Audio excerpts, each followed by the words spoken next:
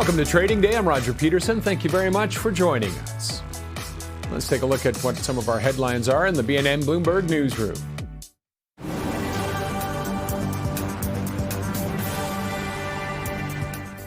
Shares of MDA Space are getting a boost after the satellite system company got a contract from the U.S. Missile Defense Agency for its SHIELD program. The agency works on ballistic missile defense systems for the U.S. and its allies. MDA says the contract is indefinite and positions it to bid on future tasks and services to support the U.S. defense initiative.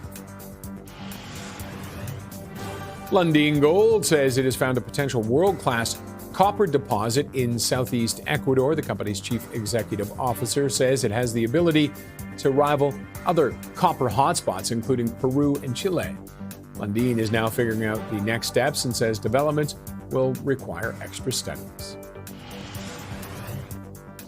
Shares of TELUS are trading higher today. The telecommunications giant says it has hired TD and Jefferies as advisors to help in its review of its TELUS Health unit. The company says the move will help develop monetization strategies with a focus on finding a strategic partner for the segment. And looking at the markets right now, after that down day yesterday, the TSX is bouncing back. Pretty much every index is in the green except for info and materials right now, and even they are off only slightly for the day. South of the border, a bit of a mixed bag. You can see the S&P 500 almost a wash right now. Nice rally going with the Dow Jones Industrial as it pushes back up toward record territory, up 0.68%. NASDAQ, though, off by 0.45.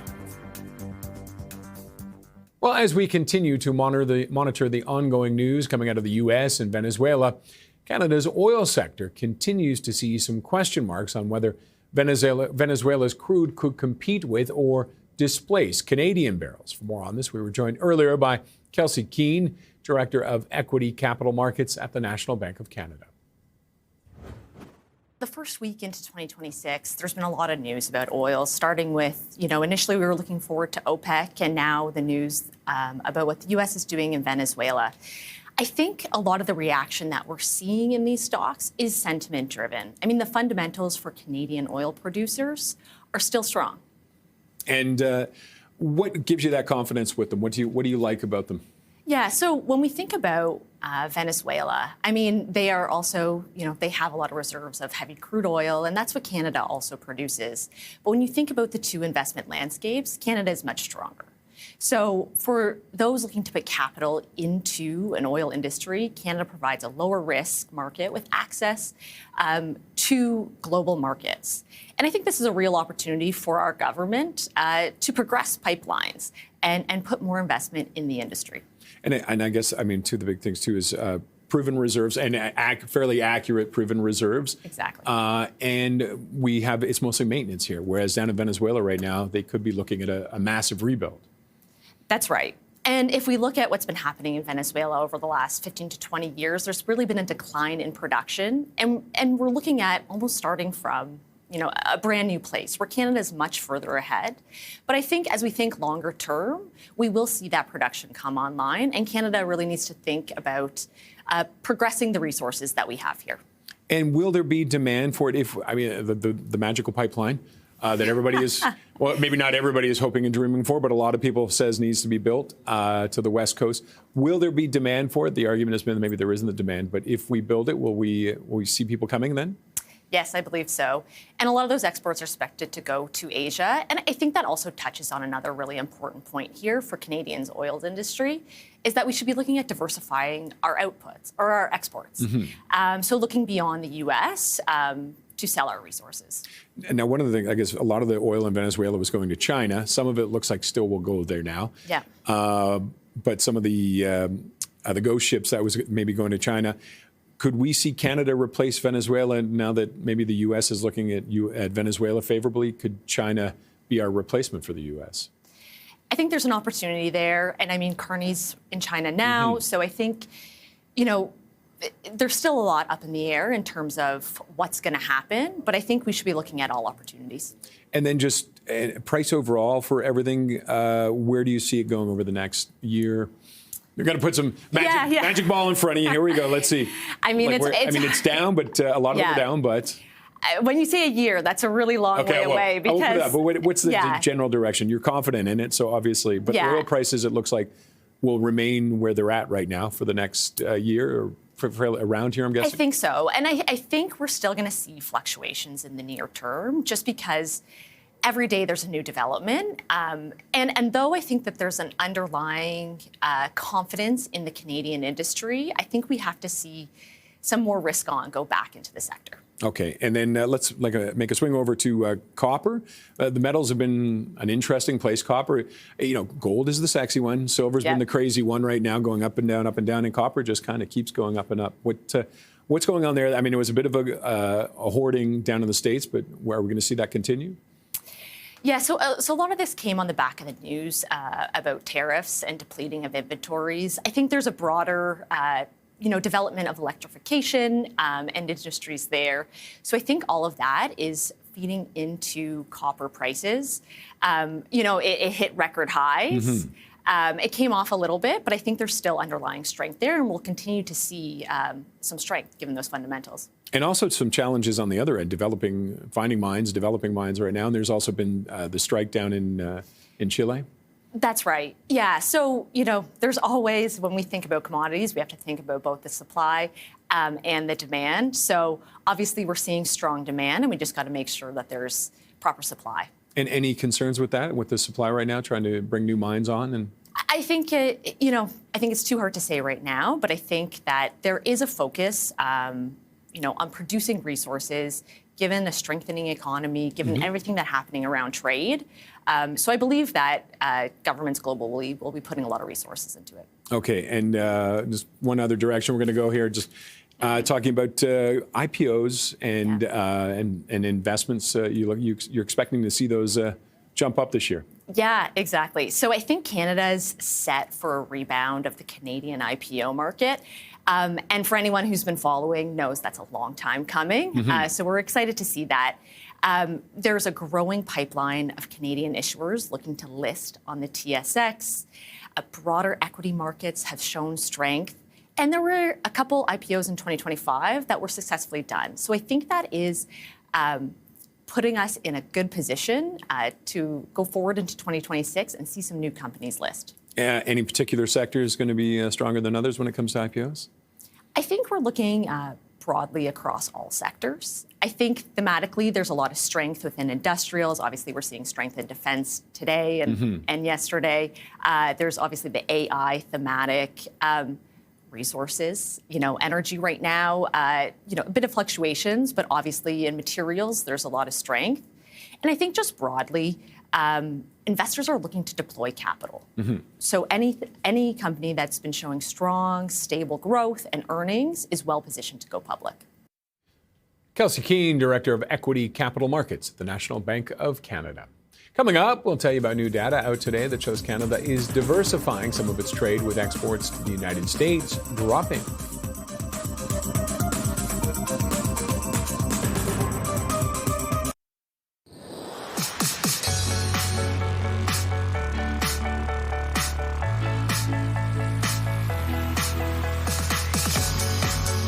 New data on Canada's trade is coming out today, and it appears Canada was less reliant on the U.S. as a trading partner at the end of last year. For more, we are joined now by BNN Bloomberg's Lindsay Biscaya. And we say end of the year, but more, it was up till October. There was less. Exactly. So those are the numbers we're getting.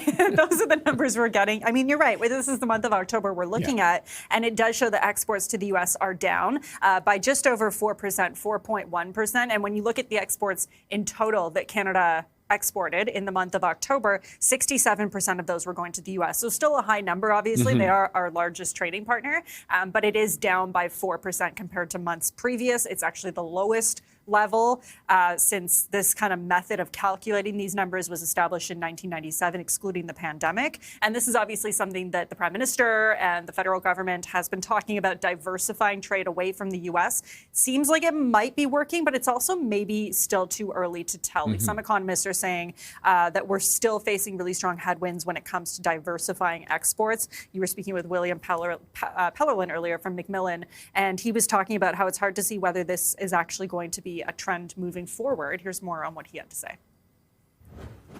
The tariffs on wood products that the U.S. imposed went in place only in October. So the November data, the December data, the January data, when it comes out, I think is actually going to show a further erosion of sales and exports to the United States across a broad swath of sectors. Probably the same for steel. And we're going to see a rise in imports into Canada, which will further play with that trade deficit number into November and December. So Macmillan also saying we could still see exports diversifying as businesses work to get away from the U.S. But unfortunately, that's if they can get past all the tariff turmoil that they're in right now. And he was saying, as you heard, like a lot of businesses probably are not going to get out of that tariff turmoil to get to the point where they can diversify their exports. And that's the problem. They don't know which way to pull right now. What about overall? How did we look? Yeah, so overall auto-recorded trade deficit of $583 million Canadian. That's smaller than expected from most economists. Total exports rose by 2.1%. Exports of precious metals went up 47%. Most of those, like the biggest number of exports that Canada shipped out in the month of October was metals, particularly gold, to Britain, and then after that, oil to China. Energy exports, though, did fall 8%, and then you're still seeing a lot of those sectors that are hit by the tariffs hit hard. We're talking about lumber, steel and aluminum, auto. Of course, those tariffs, those exports, most of those going to the U.S. We didn't see as much of those.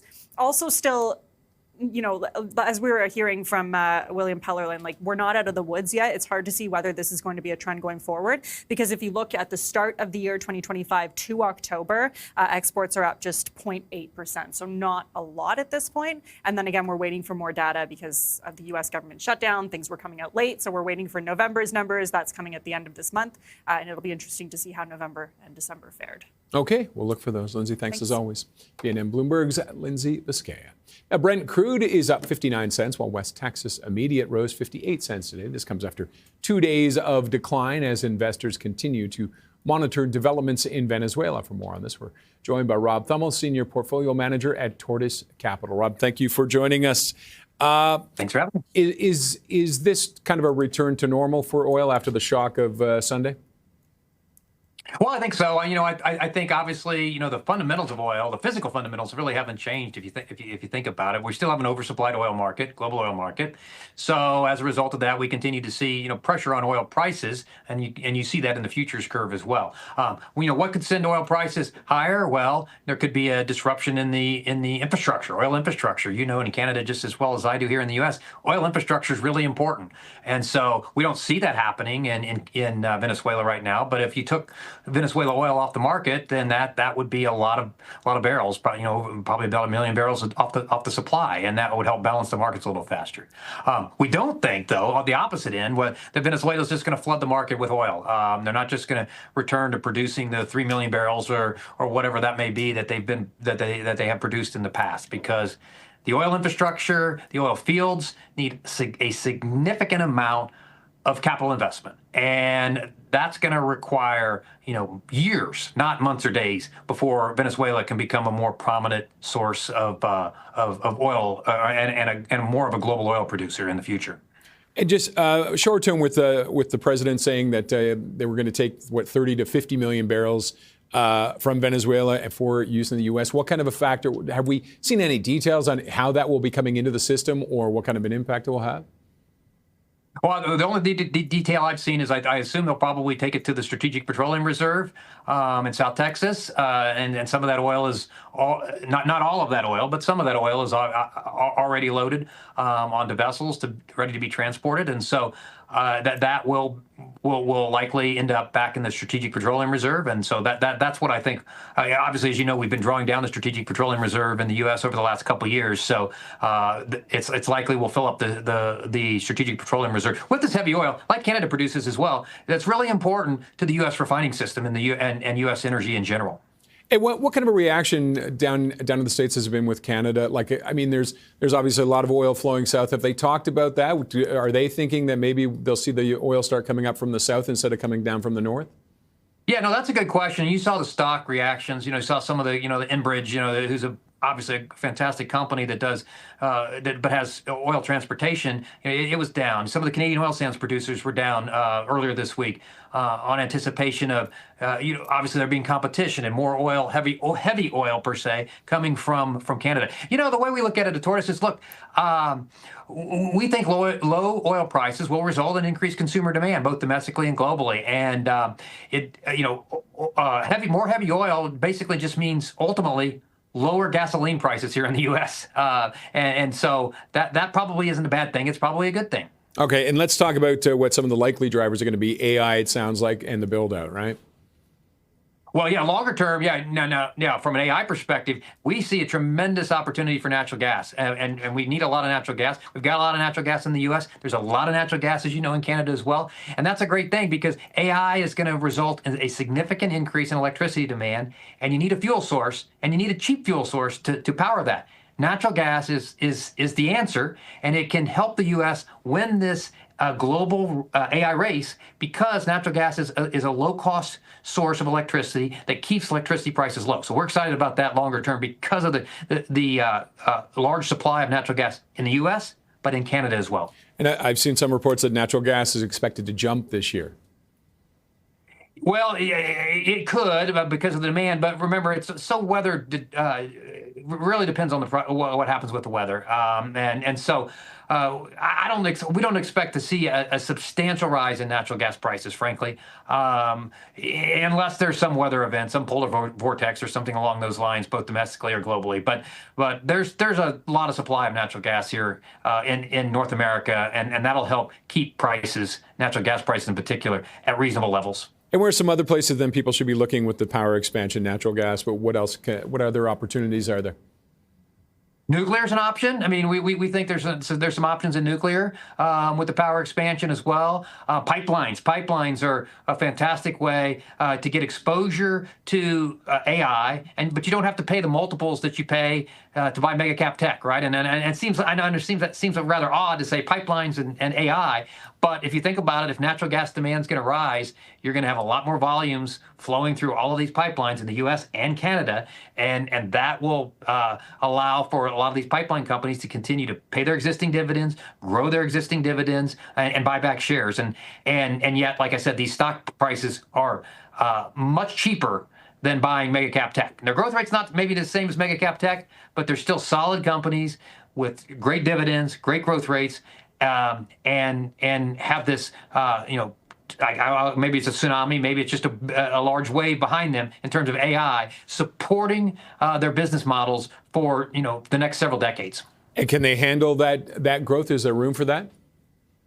Yeah. Oh, yeah. No, you're gonna see demand for natural gas, especially continue to grow. When you've got electricity growing at 2 to 3% a year, and that seems small annually, but when that compounds, that's a lot. You need a lot of terawatt hours of electricity, which means you need a lot of fuel supply source. You need a lot more natural gas. And then obviously the exports too. Obviously we haven't even talked about that, but energy exports, LNG exports, both out of Canada and the US are going to increase as well. So we see natural gas as a great place. We've been investing in energy for 30 years or 20 years at Tortoise, 20 plus years at Tortoise, myself personally for 30 plus years. And natural gas is in a really good spot right now for the next several years, if not decades, because of the low cost nature and the large amount of supply we have in North America. Okay, we'll leave it at that, Rob. Thanks very much for joining us. I appreciate it. Thanks for having me. Rob Thummel is Senior Portfolio Manager at Tortoise Capital. Well, as the U.S. positions itself for access to the world's largest oil reserves, China is looking to Canada. Bloomberg's Robert Tuttle will bring us the latest after this break.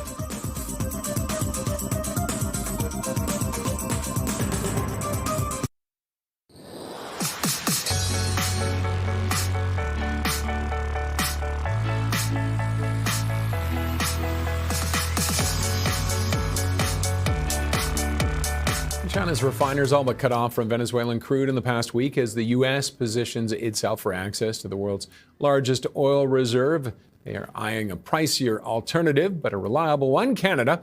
Let's get details on this from Bloomberg's Robert Tuttle in Calgary. And how serious are they about, Robert, first of all, thanks for joining us. And how serious are they about looking at Canada? Well, it appears they're quite serious. I mean, there are very few major producers of heavy sour crude in the world, and Canada is the largest. Now, they've benefited from heavily discounted Venezuelan oil for a number of for the past several years. Now that looks like it's going to be cut off, they're going to be they're looking now to turn more to Canada. Now, Chinese refiners have already become rather major buyers of Canadian oil since the Trans Mountain expansion started in 2024, but now their dependence may increase even further. We know that some refiners in China are already inquiring about replacing some of those Venezuelan barrels with Canadian heavy. That will probably mean more volumes headed down Trans Mountain, but not immediately, but in a few months' time. There may even be some exports out of the U.S. Gulf Coast of Canadian heavy as well to China, which used to happen before Trans Mountain expansion started, but has been less so in recent years. How much is China, like how much do they need, and can we meet any increase in demand that they request? Increase in demand and supply?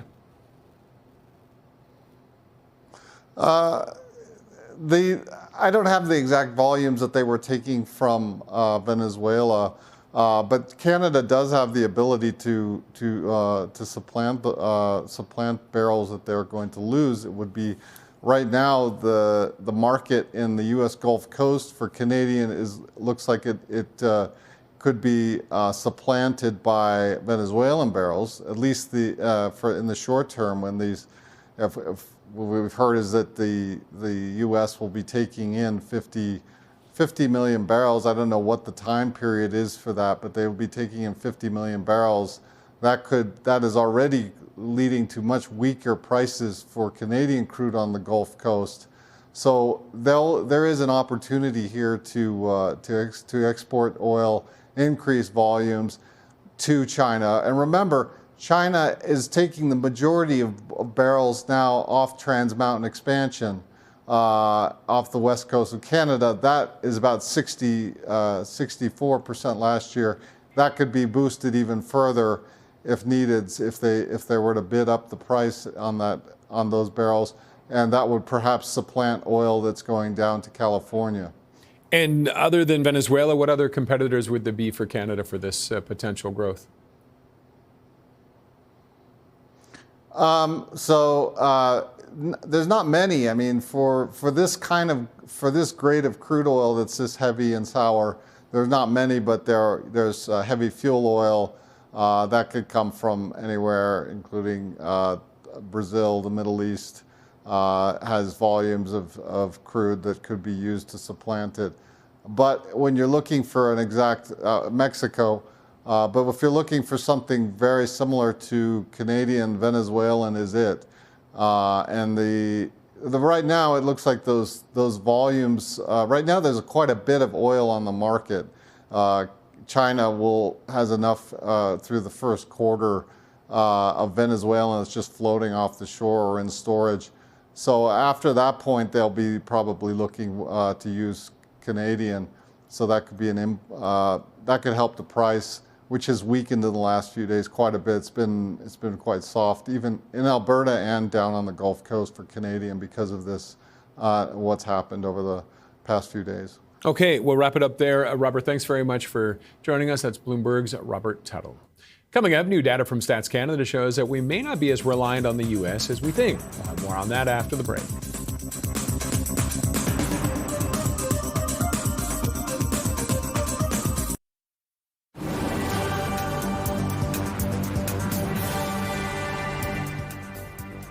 Canadian exports to non-U.S. countries saw an increase in October. Data from StatsCan showing total exports rose 2.1%, driven by gold shipments, specifically to the U.K. Meanwhile, the value of Canada's exports to the U.S. fell to 67.3 overall, the lowest level on record outside the pandemic.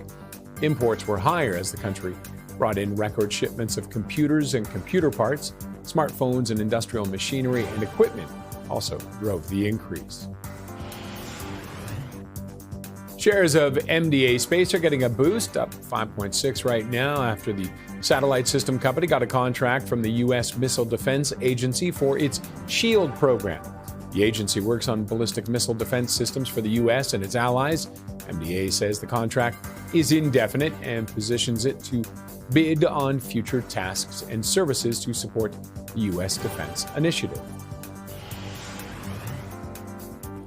Shares of defense stocks Northrop Grumman and Lockheed Martin are surging on comments from U.S. President Donald Trump. Trump is planning to request an increase in the country's military budget. Now, European defense shares also rallying on the news. Trump wants to boost the defense budget by about 50% to $1.5 trillion in 2027.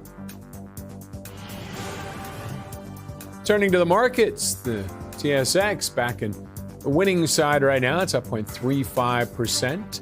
And for the year, it is up as well. Had that off day yesterday. South of the border, what are we looking at? It's a little bit of a mix. The S&P 500 is a wash. Dow Jones up by 0.57%, and the Nasdaq is up by 0.55. New data from StatsCan shows that back in October, Canada reported the lowest level of exports to the U.S. since 1997. Here to discuss how this all impacts the upcoming CUSMA talks this year is Marc Gilbert, Managing Director at BCG Center for Geopolitics. Marc, thanks very much for joining us. Pleasure to be here, Roger. We're still a few months away, but is this starting to give people an idea of how these talks might unfold when we look at the trade going each direction, that it's been dropping? Yeah, well, let me unpack this for a second. If I step back, and you may have seen this, we released a report today that looks out 10 years for forward-looking trade of goods. And of course, CUSMA is part of this, and I'll get to this in a second. But what we really see is a multi-nodal sort of assemblage that is going to emerge. You've got one node, the US, one node, China. Another node, which is really important because this is where Canada sits, is the plurilateralists. Think EU, UK, South Korea, Asian countries, mainly members of CPTPP. But in essence, these plurilateralists, of which Canada is part of, are looking to diversify trade away from the US through rules of law, through norms of normal trading. It's existing, and they're basically expanding. And then you've got BRICS Plus as a last node. On your question of CUSMA,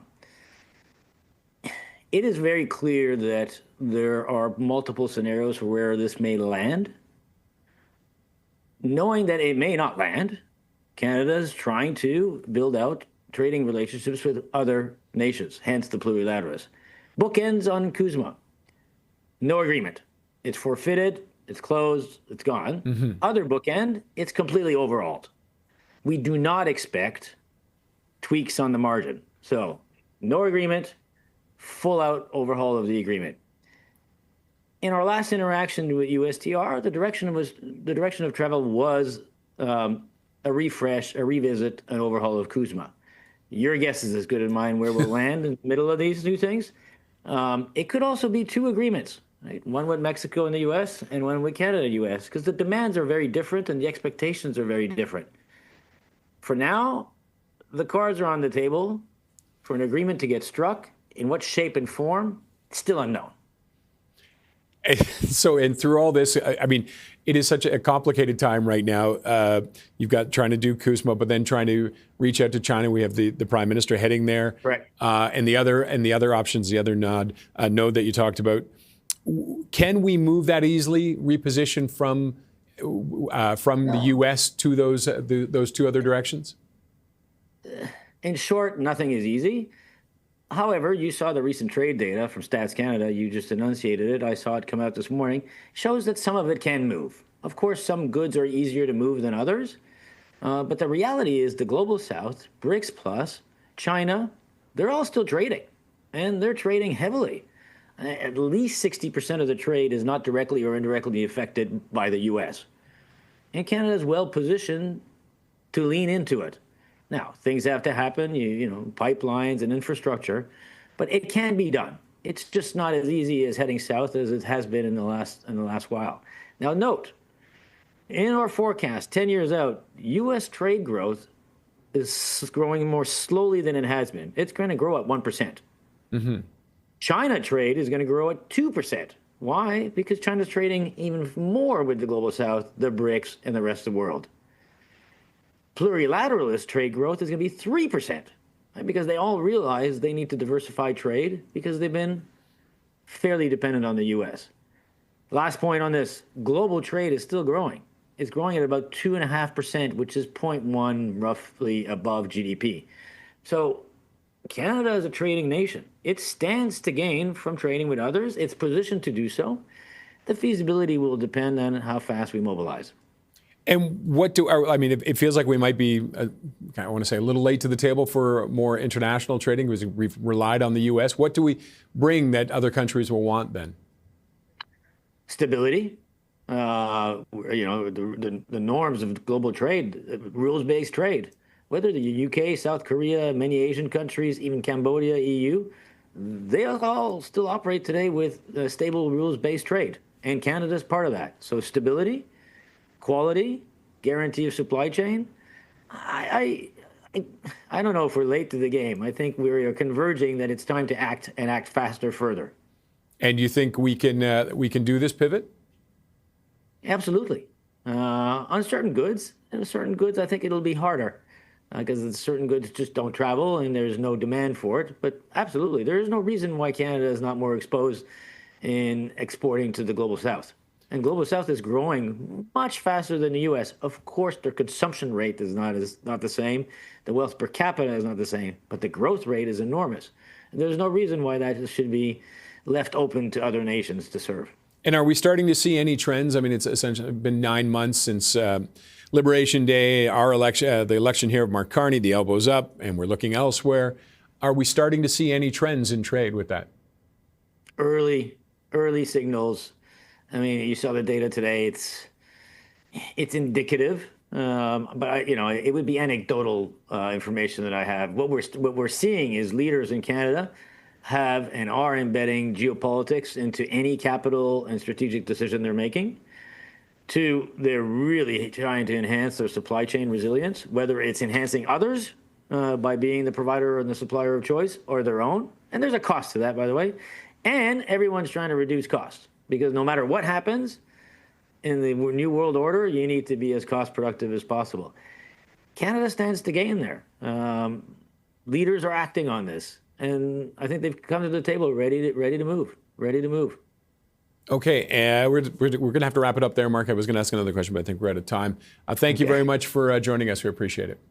I appreciate it. Thank you, Roger. Mark Gilbert is Managing Director at BCG Center for Geopolitics. Coming up, hot picks in financials, including one which our next guest says has its earnings protected rising losses and regulatory changes when we come back.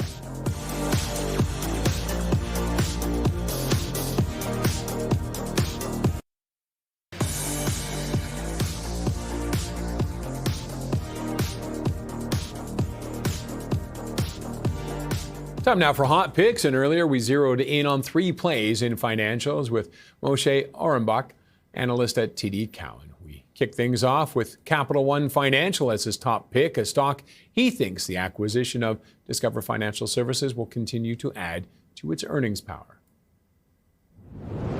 For a number of years, given its acquisition of a few banks, roughly a decade ago, and some of the investments it made in technology, its returns had suffered a little bit. And so its returns were a little below where other players are. And I think post this acquisition, in addition to some of the offensive positives, like being able to grow faster using the Discover brand, but more importantly, even than that, is the fact that they can kind of rationalize their capital base and get their returns from a mid-teens up to 20% or better. And that's the single biggest thing that drives valuation in financial services companies is high returns. And I think that's the case. They announced a $16 billion buyback.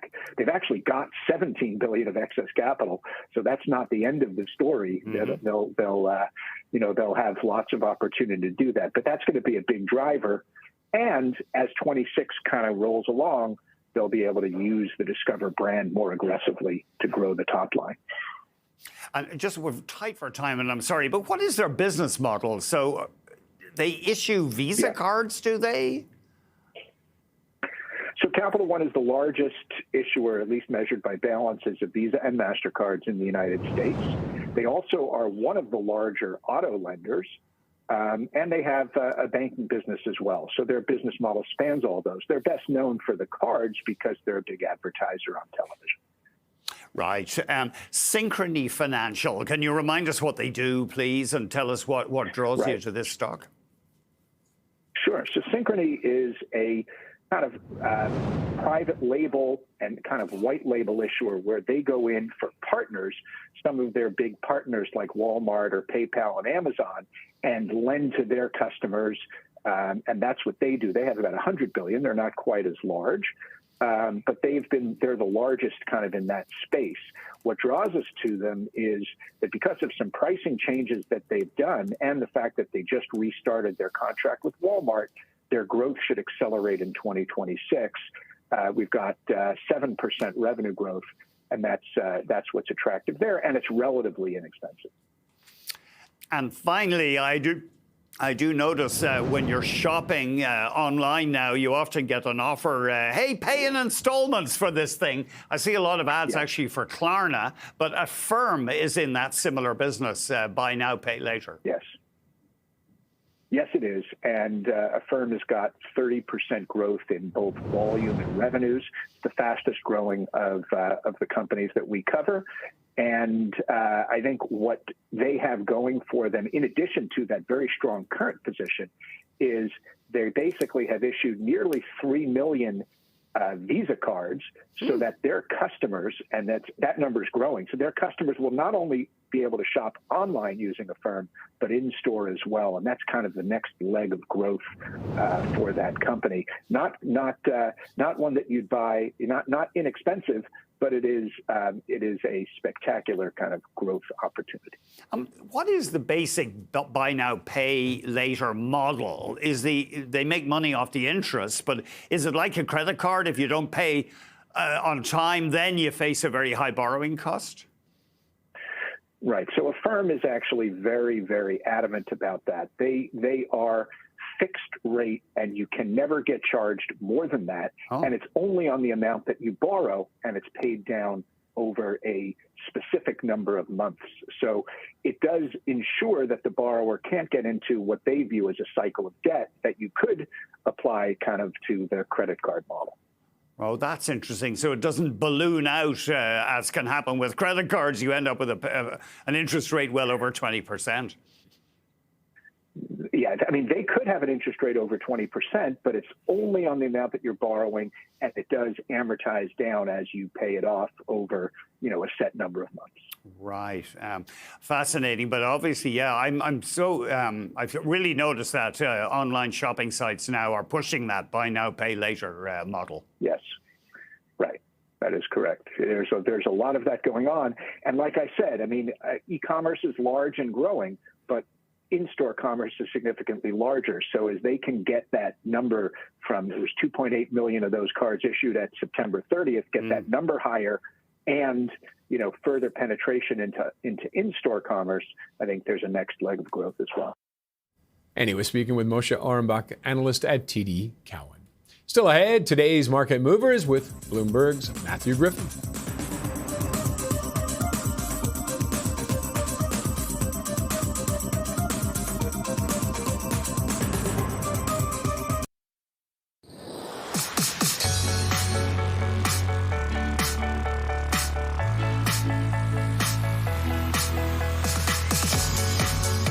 Okay, time for some movers south of the border. We're joined by Bloomberg equities reporter Matthew Griffin. Matthew, always a pleasure to have you here. How are you? I'm doing well. Thanks for having me, Roger. How are you? I am good. Lockheed Martin is doing well, and so are a few other defense peers on Trump's latest comments, although a couple of days ago they were doing not so well. Yes, so defense stocks are off to quite a start to the year. If you look at what's going on today, you've got Lockheed up about 4%, other names rallying after Trump said that he wanted $1.5 trillion in U.S. defense spending for 2027. There are multiple buckets of spending. He hasn't provided a lot of detail, but that's an increase on the order of $500 billion, so really nothing to sneeze at. these stocks getting a rally today, and it's just the latest bit of volatility this week. If you back up a little bit, defense stocks rallied on Monday after the U.S. military operation in Venezuela, only to sell off yesterday when Trump announced plans to curb dividends and buybacks for companies that weren't performing on their contracts. So a lot for investors to chew on, but the direction to start the year off has seemed to be on average positive. So does this have legs, this $500 billion increase? Well, what analysts are saying is that an increase on that order is unlikely. William Blair calls it a starting point to negotiations. But they do say you could see an increase kind of in the ballpark of what was included in last summer's tax and spending bill. That was a $150 billion bucket of defense spending. And that's something, if something like that does come to pass, that could be a tailwind for these stocks. You have rising defense spending around the globe. Also look at Europe and Asia. That's something Trump has pointed to. And also rising geopolitical tension, which at least so far has created a lasting tailwind for these stocks. And where else might we see some winners from that? Kind of places we might not think about outside of places, outside of like Lockheed? Two that I've done a lot of reporting on are AeroVironment and Kratos. Those are tickers AVAV and KTOS. They're drone names. Their stocks surged last year. Investors kind of betting that drones are the future of warfare. They've been really useful on the battlefield in Ukraine, and they're also seen as winners from this potential increase in spending. That's AeroVironment is one that William Blair calls out by name. Okay, and let's move on to the Gap. I had to look up. I'm like, the Gap. I didn't think the Gap was still around, but the Gap is rising. I was showing my age. I started singing the Gap commercial song. All right, what's happening with them? Well, Gap shares are higher today after UBS upgraded them to buy from a hold equivalent rating. And, you know, that idea of, is the Gap still around? That's a question investors have been asking themselves over the last couple of years. This company is in the middle of a turnaround. They have a new CEO now a couple of years ago. It's Richard Dixon. And have faced also really significant share volatility on tariffs. I mean, you just look at the chart on the screen now, what happened in the spring. That has all translated into share gains so far. The stock surged in 2024 and ended the year up about 8% last year. UBS sees them getting a tailwind from things like the beauty and handbag business, where they're investing in growth. They're also bullish on the flagship Gap brand as well as Old Navy. They think there was a strong holiday season there. And so that's maybe the latest vote of confidence for a stock that investors have been a little bit cautious on. And are they kind of looking to go towards the upper bar of the K recovery, or where I don't know where they really fit? Where do they fit on the recovery right now with the K? You know, it's an interesting question. Gap has a bunch of different brands, and at least me personally, I think of them as maybe somewhat in the middle. I mean, not, you know, true high-end luxury goods, but, you know, consumer spending on the whole has stayed relatively strong. Gap's earnings have certainly not been disastrous over the last year, but I think that is a question that investors are asking for a lot of these companies right now, is where do things shake out as lower-income consumers struggle, as the higher income, at least for now, continues to spend? Yeah, retail can be a challenge at the best of times, can it? Absolutely. Although you look today, consumer names up across the board, maybe some positioning ahead of a Supreme Court ruling on tariffs that could come as soon as tomorrow. So definitely a sector to keep an eye on this week and in the weeks to come. Okay, we'll wrap it up there. Matthew, always a pleasure. Thank you, sir. Bloomberg's Matthew Griffin. All right, let's take a quick peek at the markets before we leave and see where everything is going right now. You can see the TSX pushing back up into a near record territory. It's up by 0.32% right now. And some of the leaders, let's bring up VNP. Where is that at right now?